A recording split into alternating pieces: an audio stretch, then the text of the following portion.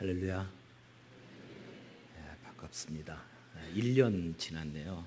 작년 여름에 여러분들 뵀는데 주님께서 힘들고 어려운 상황 속에서도 함께 하시는 그 은혜가 있기를 바랍니다. 은혜가 있으면 감당합니다. 은혜가 있으면 우리에게 주어진 길을 걸어갈 수 있다고 믿습니다.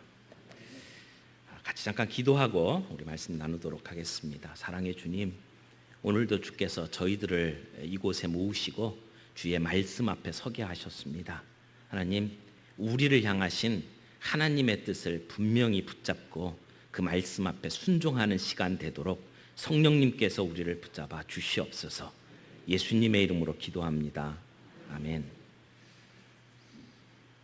사랑의 교회에서 했던 사역 가운데 가장 소문난 사역이 제자훈련입니다. 제자훈련 받을 때에 세 번째 그 교재의 책 제목이 작은 예수가 되라라고 하는 제목입니다. 그래서 훈련을 받을 때마다 예수처럼 되고 예수처럼 살자, 이런 이야기를 수도 없이 했다고 생각을 합니다. 그런 제자훈련의 관점에서 그 신앙생활을 하다 보면 자칫 잘못하면 말도 안 되는 이분법에 빠질 가능성이 굉장히 높습니다. 나는 제자훈련을 받았으니까 제자다라고 생각하는 분들이 있고, 반대로 나는 제자훈련을 못 받았거나 나는 제자훈련을 받을 만한 여건이 안 되기 때문에 나는 제자가 아니다라고 생각하시는 분들이 종종 있는 것 같아요. 여러분, 제자훈련이라는 프로그램을 거쳤다고 제자가 아닙니다. 제자훈련을 그 프로그램을 거치지 않았으니까 나는 제자가 아니다라고 하는 것도 말도 안 되는 이야기입니다. 단세포적인 이분법에 우리가 빠져서는 안 될 겁니다. 그러면 제자훈련이 도대체 뭡니까? 우리가 평생 예수의 제자로 살아갑니다. 예수를 나의 구주로 믿고 고백하는 순간 우리는 제자입니다. 제자로 살아가는데 우리가 이런 것이 예수의 제자다운 모습입니다 라고 하는 것을 배우고 그것을 붙잡고 살아가는 것과 그 제자의 삶이 무엇인지에 대해서 애매하게 모호하게 살아가는 것하고는 삶의 능력과 모습이 굉장히 다르다고 생각을 합니다. 평생을 예수의 제자로 살아가는데 그 중에 우리의 시간을 좀 더 집중해서 그 제자의 삶이 무엇이고 우리가 믿는 그 구원의 도리가 무엇인지를 좀 배우고 또 익히는 것은 굉장히 중요하다고 생각을 합니다. 그러니까 받을 수 있으면 좋죠. 비록 여건이 허락되지 않아서 받을 수 없다고 해도 우리는 나는 훈련을 안 받았으니까 제자가 아니다라고 하는 그런 이상한 말씀을 하시는 분이 아무도 없기를 바랍니다. 그런데 이 제자훈련 사역에 있어서 가장 중요하게 붙잡는 성경 말씀이 오늘 우리가 함께 읽은 에베소서 4장 11절에서 13절까지의 말씀입니다. 여기 보면 그가 혹은 사도로 혹은 선지자로 혹은 복음 전하는 자로 혹은 목사와 교사로 주셨으니, 우리 하나님께서 교회의 영적 지도자들로 이런 사람들을 허락해 주셨다는 겁니다. 여기 나와 있는 내용은 은사인데 은사가 직분으로 자리 잡은 그러한 형태로 설명이 되고 있습니다.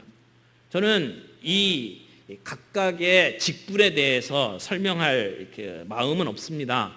여러 가지 이론들이 있습니다만은 한 가지 중요한 것은 하나님께서 교회 안에 영적 지도자들을 허락하실 때 이런 다양한 은사를 가진 분들로 지도자를 세운다라고 생각합니다. 특별히 오늘 이 본문을 보게 되면 여기 사도들, 선지자들, 그리고 복음 전하는 자들, 목사들, 교사들 복수로 사용을 하고 있습니다. 우리나라 어법상 들이라고 하는 것이 계속 반복되면 껄끄럽게 들리기 때문에 번역을 할 때 들자를 뺐습니다. 복수가 아닌 것처럼 느껴질 수도 있습니다만은 여기에 복수로 지도자들을 표현하는 것은 굉장한 의미가 있다고 생각을 합니다. 신약의 교회 형태들을 살펴볼 때에 신약교회의 지도자들은 단수가 아니었습니다. 복수였습니다. 늘 안디옥 교회 지도자들, 그러면 다양한 사람들이 함께 지도 그룹을 형성을 하고 교회를 이끌었던 것을 보게 됩니다. 그런데 오늘 우리 교회의 모습을 보게 되면 이런 복수 개념이 자꾸 희미해져 가는 느낌을 받습니다. 우리는 그리스도의 몸 전체가 움직일 수 있도록 리더십을 형성해야 하는데, 그 함께 리더십을 형성해야 될 그 자리에 전문가 CEO를 고용하고 그에게 모든 권한을 주는 듯한 분위기로 교회가 움직여지고 있는 것은 심각한 문제라고 생각을 합니다. 제도화된 리더십의 모형은 대다수 교회 구성원들이 수동적인 구경꾼으로 전락하도록 만들었습니다. 한두 사람의 리더에게 과중한 부담감을 안겨주고 말았습니다. 이렇게 한 개인에게 집중되고 과장되게 형성된 그 리더십의 모습은 성경적 이미지가 아니라고 생각을 합니다. 이런 모습이 강화되면 강화될수록 신약 성경이 지향해온 교회의 팀 사역은 무너질 수밖에 없다고 생각을 합니다. 오늘 우리 마당 공동체의 리더십에 소속되어 있는 분들에게 부탁을 드리고 싶은 말씀은, 우리 안에 이 5가지의 영역의 은사 가운데 놓치고 있는 부분이 무엇인지를 한번 생각해 보시기를 바랍니다. 자칫 잘못하면 우리가 지금 하고 있는 일 가운데에 사도적인 역할, 선지자적인 역할, 그리고 복음 전하는 자의 역할, 그리고 목사의 역할, 교사의 역할 가운데 놓치고 있는 것이 있을 수 있습니다. 우리는 교회 갱신을 외치며 선지자적 목소리는 굉장히 높아졌지만, 아픔을 갖고 있고 상처받은 사람들, 그리고 누워있는 지체들을 돌보는 목사의 역할은 굉장히 낮아져 있는지도 모릅니다. 우리의 사역 가운데에 놓치고 있는 부분들을 우리가 어떻게 메꿔 나가야 될지에 대한 고민을 우리는 오늘 심각하게 좀 할 필요가 있다고 생각을 합니다. 어쨌든 이 11절의 내용을 보게 되면 하나님께서는 교회를 교회답게 세우기 위해서 이러한 다양한 은사를 가진 영적 지도자들이 팀을 이루어서 교회를 이루어 가도록 만드셨다라고 하는 것을 우리는 놓치지 말아야 된다고 생각을 합니다. 그런데 12절에 보면 이런 리더십을 가진 분들이 무엇을 해야 되는지를 설명을 하고 있습니다. 12절 보겠습니다. 이는 성도를 온전하게 하여 봉사의 일을 하게 하며 그리스도의 몸을 세우려 하심이라. 여기에 보면 성도를 온전하게 하고 또 온전하게 된 성도들로 하여금 봉사의 일을 하도록 만들어서 그리스도의 몸을 세우도록 하는 것이 이 영적 지도자들의 책임이라고 설명을 하고 있습니다. 첫 번째로 여기 은사를 가진, 영적 은사를 가진 그 지도자들이 해야 될 일은 성도를 온전하게 하는 것이다 라고 말할 수 있죠. 이 온전케 하다라는 말은 어긋난 뼈를 이렇게 맞추다라고 하는 의학적인 용어를 사용을 하고 있습니다. 골절된 수족을 다시 맞추어서 정상적으로 움직일 수 있도록 만드는 것이 이 온전케 하다라는 말의 뜻입니다. 그래서 어떤 영어 성경에서는 이 온전케 하다를 equip이라고 하는 말로 표현을 하고 있습니다. 무장시키다라는 말이죠.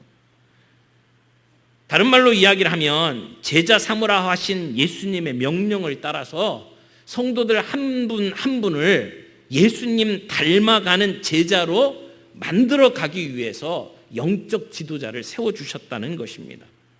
사역자들을 통해서 하나님의 사람들을 온전케 하기 위해서 지도자를 세우셨다는 것입니다. 그게 교회입니다. 교회는 건물이 아니라는 걸 우리 잘 알고 있지 않습니까?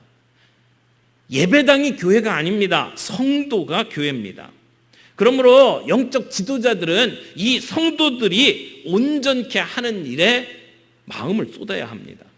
그리고 온전케 된 성도들이 각자의 은사에 따라서 봉사의 일을 하도록 만드는 것이 필요합니다. 여기 봉사라고 하는 말은 아주 폭넓게 쓰이는 말인데 사역이라고 바꿔도 괜찮습니다. 섬기는 것, 시중 두는 것, 이것이 봉사입니다. 그러므로 이 봉사는 누가 하는 겁니까? 성도들이 하는 겁니다. 온전케 된 성도들이 각자의 은사에 따라서 섬김의 사역들을 감당할 때 그때 그리스도의 몸이 온전하게 세워진다라고 하는 것이죠. 훈련된 성도들, 무장된 성도들이 예수의 제자로서 예수님처럼 이 세상 속에 살아낼 때 그때 그 교회는 건강한 교회다라고 말할 수 있습니다. 코치가 게임에 나가서 혼자서 뛸 수는 없습니다. 목회자, 영적 지도자들의 역할은 코치와 같다고 말할 수 있습니다. 코치가 아무리 능력이 있어도 코치가 그라운드에서 뛰지는 않습니다. 오늘날 많은 교회는 코치 혼자서 덩크슛하고 코치 혼자서 3점 슛하고 그래서 그 코치가 점수 넣는 모습을 보면서 모두가 다 박수치며 구경꾼으로 앉아있는 모습이지 않나 하는 생각을 합니다. 코치는 선수들을 불러서 훈련을 시키고 그들에게 은사에 따라서 포지션을 주고 작전을 짜고 그리고 실제 게임은 선수들이 뛰는 거죠. 오늘 교회가 온 성도들이 구경꾼이 아니라 선수로 뛸 때 그 교회는 건강한 교회고 세상에서 영향력을 끼칠 수 있는 교회가 된다는 것입니다. 그러므로 오늘 교회는 성도를 온전케 하고 그리고 봉사의 일을 하게 함으로 말미암아 그리스도의 몸을 세우는 것이 중요하다고 말할 수 있습니다. 그리스도의 몸이라고 하는 것은 교회를 표현하는 가장 멋진 표현이 아닐까 생각을 합니다. 그리스도의 몸이라고 하는 것은 우리 교회를 설명하는 것이죠. 근데 교회를 설명하면서 이게 세운다라고 하는 말을 씁니다. 건물을 짓는 것으로 설명을 하는 것이죠. 나무나 돌이나 여러 가지 건축 자재를 가지고 목공이나 석공이나 미장들이 건물을 지어가는 것처럼 우리 모든 성도들이 자기에게 주어진 은사를 가지고 교회를 온전히 세워갈 수 있다라고 하는 것을 말하는 것입니다. 이것이 주님께서 우리에게 보여주신 교회의 설계도입니다. 오늘 우리 교회는 이 설계도에 따라서 지어져야 합니다. 세워져야 합니다. 성도들이 온전케 되고 온전케 된 성도들이 은사에 따라서 섬김의 사역을 감당할 때에 그리스도의 몸된 교회가 건강하게 세워질 수 있다라는 것입니다. 그러므로 사람을 세우는 게 먼저고 그 다음에 봉사의 일을 하는 것, 사역하는 것이 그 다음입니다. 이것이 교회가 세워지는 가장 중요한 원리입니다. 그런데 사람에게 투자하지 않고 프로그램을 돌리고 그리고 뭔가 일을 저지르는 것이 오늘 한국 교회의 일반적인 모습입니다. 이것이 우리로 하여금 약체가 되도록 만드는 원인이라고 생각을 합니다. 공산주의보다도 더 떨어지게 만들고 사람 만드는 일에 있어서 이단보다도 못하게 만드는 모습이 여기에서 시작된다고 이야기를 할 수 있습니다. 교회 영적 지도자들이 성도들을 온전케 하는 일에 투자해야 합니다. 그리고 준비된 사람들이 사역할 수 있도록 사역의 장을 깔아주어야 합니다. 그래야 건강한 교회가 될 수 있다는 것입니다. 이 순서를 바꾸면 안 됩니다. 그런데 13절 말씀을 좀 보겠습니다. 13절에 우리가 다 하나님의 아들을 믿는 것과 아는 일에 하나가 되어 온전한 사람을 이루어 그리스도의 장성한 분량이 충만한 데까지 이르리니 라고 말하죠. 여기 이 13절의 말씀은 12절에 따라붙은 종속절입니다. 12절과 13절을 떼어놓아서는 안 됩니다. 왜 그러냐면 13절이 시작되는 말은 원래 헬라어 첫 마디가 뭐로 시작이 되냐면 메크리라고 하는 말인데요. 이것은 뭐뭐 할 때까지라는 말입니다. 근데 이 메크리라고 하는 말이 계속해서 에이스라고 하는 말로 연결이 되면서 세 가지를 엮어놨는데 첫 번째는 뭐냐면 하나님의 아들을 믿는 것과 아는 일에 하나됨에 이를 때까지라고 하는 첫 번째까지가 있고 두 번째까지는 뭐냐면 온전한 사람에 이를 때까지, 세 번째는 그리스도의 충만에 성숙한 분량에 이를 때까지 우리는 교회를 세워가야 된다라고 이야기를 하는 것입니다. 그러므로 영적 지도자들이 그리고 성도들이 성취되어야 될 세 가지 목표가 나옵니다.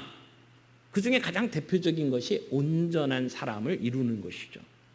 이 믿는 것과 아는 일에 하나가 되는 것과 그 뒤에 나오는 그리스도의 충만한 성숙한 분량에 이르기까지라고 하는 것을 압축적으로 설명하는 것이 온전한 사람이라고 말할 수가 있습니다.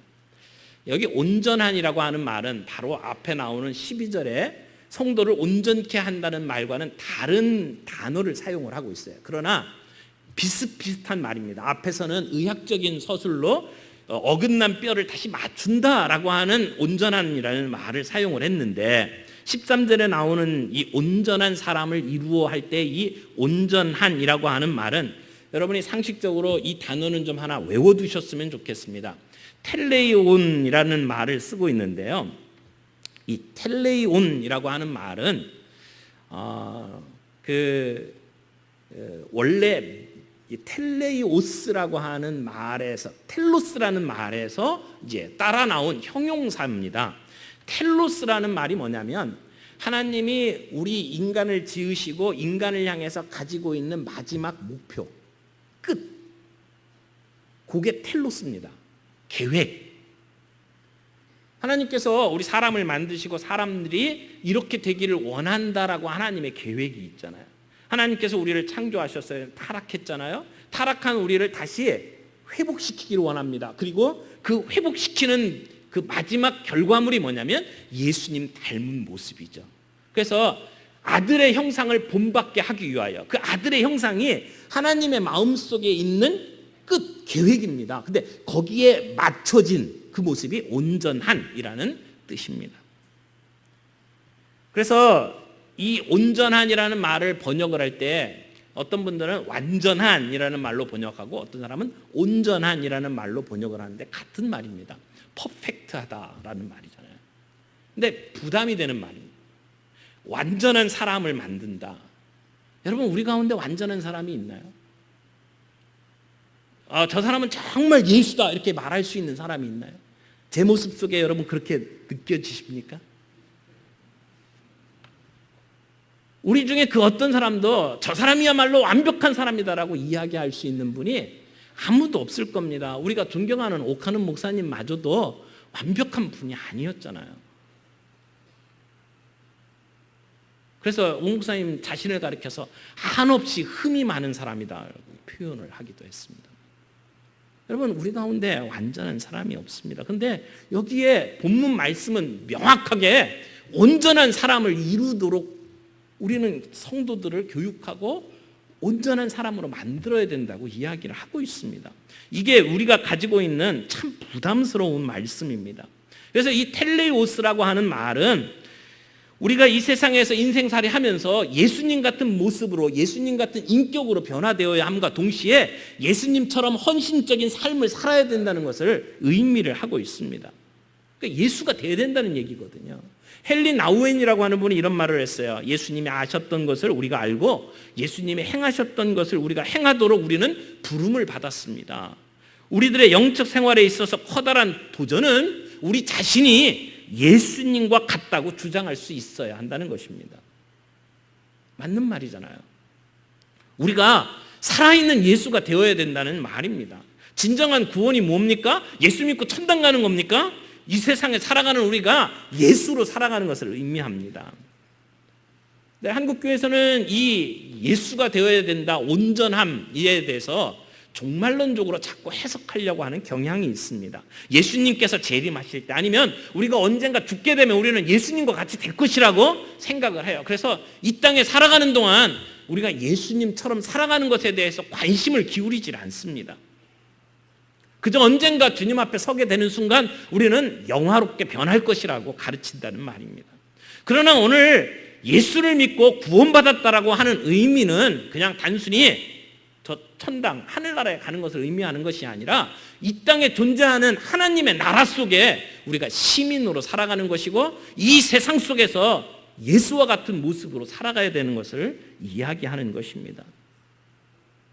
그러므로 예수를 믿고 예수다운 것, 예수 닮는 것은 떼어놓을 수가 없습니다. 그런데 문제가 있습니다. 이것이 제대로 이루어지려면 지도자들이 먼저 온전함을 추구해야 합니다. 완벽한 사람 없습니다. 누구나 다 실수할 수 있습니다. 누구나 다 약점이 있습니다. 그러나 예수의 제자로서 우리의 삶은 완벽한 사람을 추구해야 된다는 것입니다. 우리가 완벽해져야 구원받는다는 얘기가 아닙니다. 우리는 어떤 근거로도 구원받을 수 없는 존재였습니다. 그러나 은혜로 구원받았습니다. 우리가 뭔가를 했기 때문에 대가로 구원받은 것이 아닙니다. 예수 그리스도의 십자가의 은혜로 구원받았습니다. 그러나 구원받은 이후에 우리의 삶은 예수님을 닮아가는 삶을 추구해야 된다는 것입니다. 그 일을 추구하려면 영적 지도자들부터 예수 닮은 모습을 추구해야만 합니다. 그래서 여기 온전한 사람이 되는 것을 가르치는 일은 목회자도 부담스러운 일이고 이 말씀을 받는 성도들도 정말 부담스러운 말씀입니다. 사도 바울은 말씀을 가르치면서 항상 나와 같이 되기를 원한다고 말했습니다. 사도 바울이 아그리빠 왕에게 잡혀 들어가서 이 재판을 받고 있는 도중에도 내가 이렇게 결박된 것 외에는 당신이 나와 같이 되기를 원한다고 이야기를 했습니다.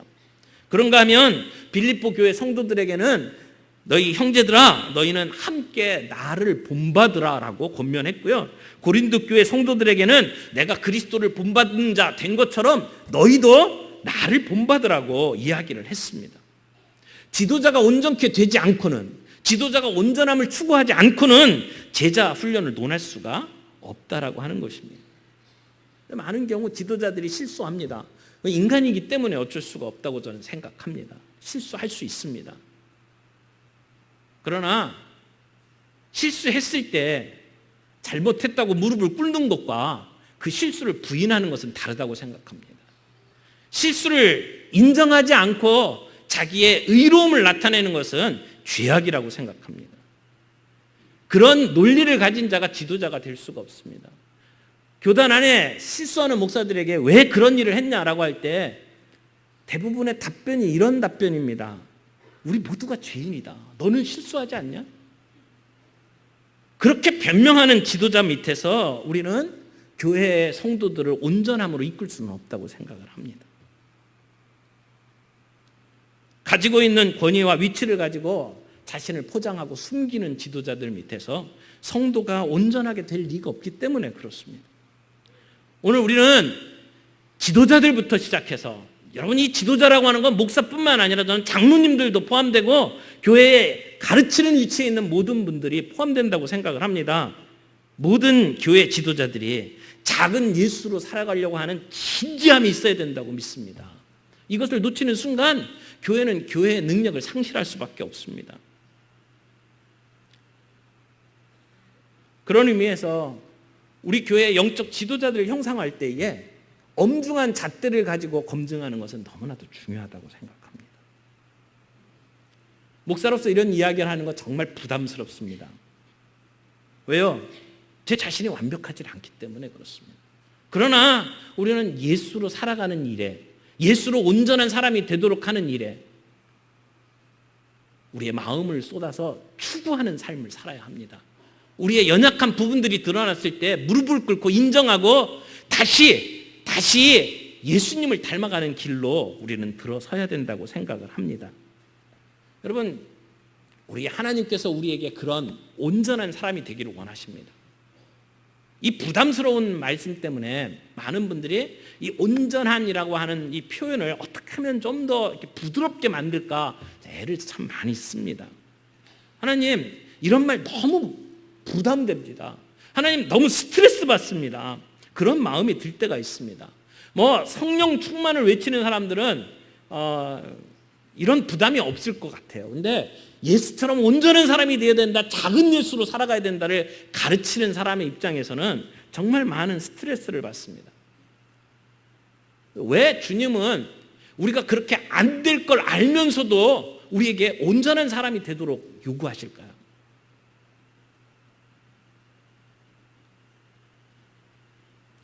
언젠가 오카노 목사님께서 그 미국의 켈빈 신학교에 초청을 받아서 강사로 간 적이 있습니다.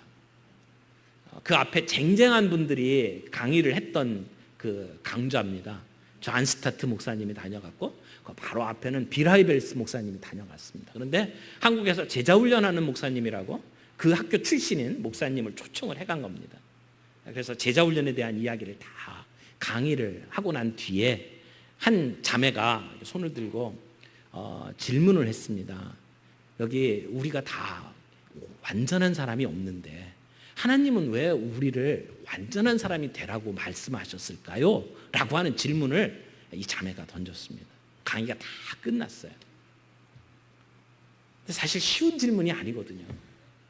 그리고 거기에 앉아있는 쟁쟁한 이 학자들 앞에서 무슨 헬라어 지금 얘기했던 것처럼 뭐 텔레이오스가 어떻고 텔로스가 어떻고 뭐 이런 얘기를 해봤자 이게 쉽지 않은 것을 옹 목사님 알고 있었던 것 같아요. 그래서 고민을 하면서 기도하던 중에 마음속에 떠오르는 생각이 이런 이야기였습니다. 그래서 이렇게 이야기를 하셨다고 강의 중에 한번 간증을 하신 적이 있습니다.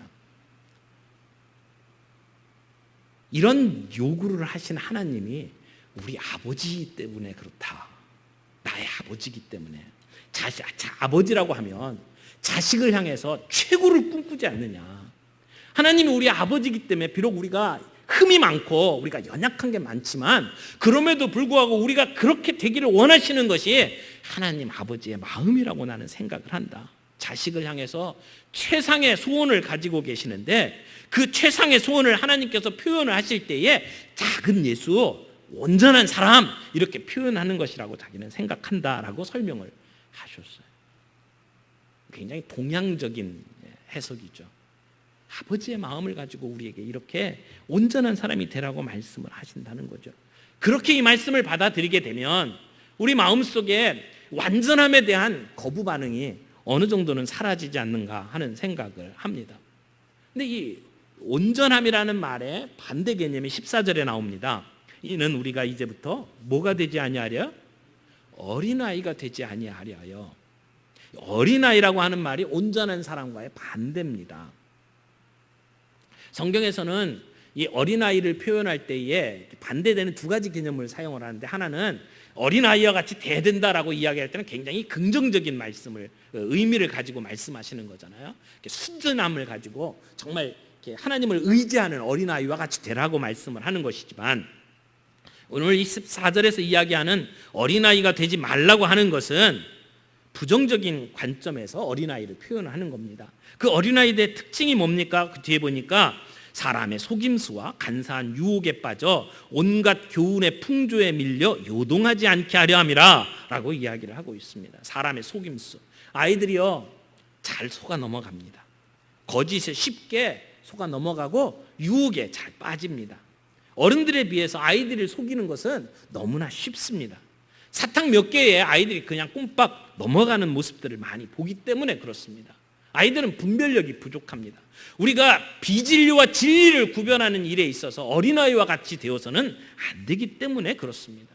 여기 속임수, 괴술이라고 하는 말은 이 야바위꾼 하는 모습을 설명을 하는 겁니다. 이렇게 컵 3개 놓고 그 속에다가 뭔가 이렇게 집어넣고 찾아내라 그래서 막 돌리잖아요. 이 속임수를 쓰는 야바위꾼과 같은 그러한 이 모습에 넘어가지 않게 하기 위해서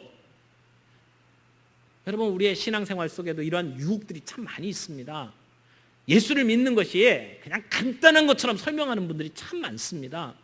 그냥 한 방에 모든 것을 해결하는 것처럼 신앙을 설명하는 분들이 참 많이 있어요. 이것이 달콤한 유혹일 수 있습니다. 그렇게 그럴싸해 보이는 것, 달콤해 보이는 것, 거기에 어린아이들은 쉽게 넘어간다는 것입니다. 그런 어린아이들은 온갖 교훈의 풍조에 밀려 요동한다는 특징이 있습니다. 그렇죠? 조그만 어려움을 당해도 휘청거립니다. 남들이 하는 행동이나 유행에 민감합니다. 내 옆에 있는 사람이 뭔가를 사면 나도 사야 되는 유혹이 생기는 것 어린아이의 특징입니다. 신앙생활을 하면서도 이런 어린아이와 같은 분들이 너무나도 많이 있습니다. 누구가 죽었다가 천국을 보고 왔다 그러면 거기 확 휩쓸립니다. 누군가 막 장풍을 써가지고 넘어져갖고 너무 이상한 체험을 했다 그러면 또 막 쫓아다닙니다. 새로운 이야기에 정신을 못 차리는 모습들, 이것은 어린아이의 특징입니다. 이런 어린아이와 같이 되지 아니해서 온전한 사람이 되는 것, 이것이 영적 지도자들이 해야 할 중요한 일이라고 하는 것이죠. 그리스도의 장성한 분량이 충만한 데까지, 이 말은 예수님이 다 성장한 모습을 이야기를 합니다. 어린아이가 아니라 키가 다 큰 모습. 그러나 키를 얘기하는 것만은 아니죠. 예수님의 인격, 예수님의 성품, 예수님의 헌신적인 삶, 이 모든 것이 이 예수 그리스도의 장성한 분량 속에 다 포함되는 말입니다. 그렇다면 우리는 이렇게 말할 수 있습니다. 신앙생활 하는 것은 예수처럼 되고 예수처럼 사는 것이다. 이것이 우리 예수 믿는 사람들이 추구해야 될 최후의 표대입니다. 우리가 달려가야 될 목표점입니다. 하나님은 오늘 우리가 이렇게 온전한 자가 되기를 기다리고 계십니다. 우리가 아는 일과 믿는 일에 하나가 되시기를 바랍니다. 예수 그리스도와 같은 온전한 사람이 되시기를 바랍니다. 그리스도의 장성한 분량에 이르기까지 영적으로 계속해서 성장하는 저와 여러분들이 되기를 바랍니다. 그러려면 어떻게 하면 좋을까요? 어떻게 하면 좋을까요? 저는 우리 공동체의 관심이 우리 교회가 온전하게 세워지는 일에 있다고 믿습니다. 그 일을 위해서 우리가 싸움하고 있는 것이고, 오늘 힘들고 어려워도 이 자리에 있는 것이라고 믿습니다.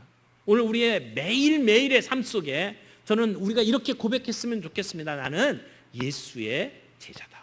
나는 작은 예수다. 나는 예수님을 닮아 온전한 자가 되어야 한다. 여러분, 이렇게 고백하고 이렇게 생각하면서 살아갈 수 있는 저희가 되기를 바랍니다. 이 생각이 늘 우리의 관심사가 되어야 한다고 생각합니다. 작은 예수가 되어야 돼. 나는 온전한 자가 되어야 해.